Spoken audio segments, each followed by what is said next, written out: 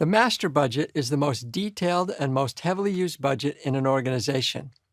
This budget is an integrated group of detailed budgets that together constitute the overall operating and financing plans for a specific time period.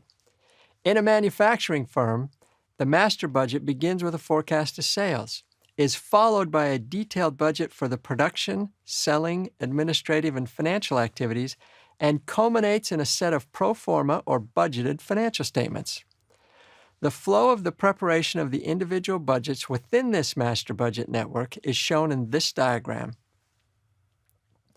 Notice that the budgeting process is based on long-term strategic and short-term operational plans established by top management.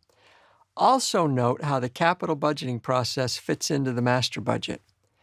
Formalized budgeting activity forces management to make many important decisions that guide a company towards its goals. Decisions involving scheduling, pricing, borrowing, investing, and cost control. Now, the first step in developing a master budget is to prepare a sales budget. As shown in our master budget diagram, all the other budgets are developed from this budget.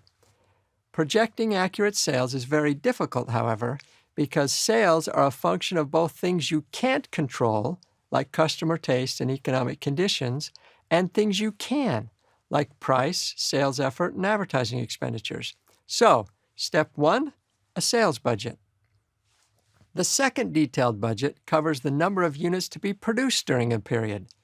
Factors to be considered in preparing this production budget are projected sales volume for the period, the desired amount of ending inventory, and the amount of inventory already on hand at the beginning of the period. The production budget supplies information needed for all manufacturing cost budgets.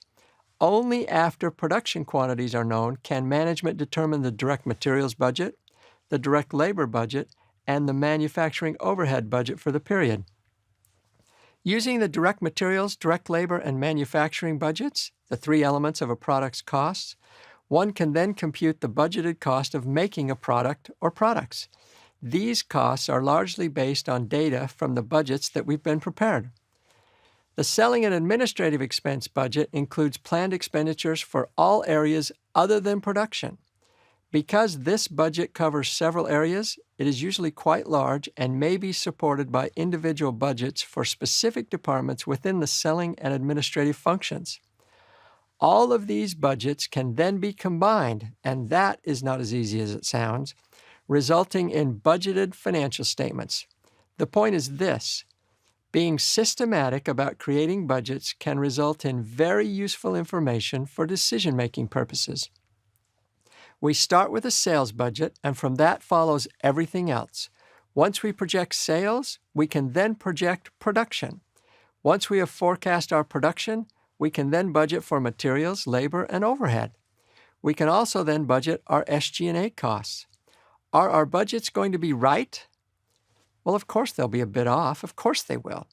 But at least we have a starting point, and over time our starting point will become more and more accurate.